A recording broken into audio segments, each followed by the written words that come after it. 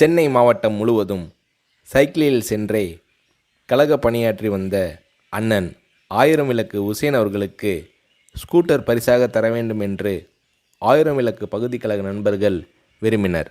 அந்த பகுதியின் பிரதிநிதியும் மாவட்ட பிரதிநிதியுமான தளபதி மு.க.ஸ்டாலின் அவர்களும் விரும்பினார். எனவே இந்த நிதிக்குழுவிற்கு தளபதியை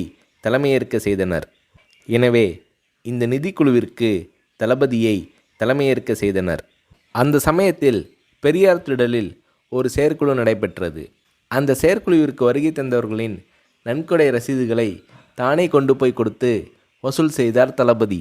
இப்படி பல்வேறு கழக நண்பர்களிடம் வசூல் செய்து ஆயிரம் விளக்கு பகுதி கழகத்தின் சார்பில் தலைவர் கலைஞர் அவர்களிடம் நிதி வழங்கப்பட்டது.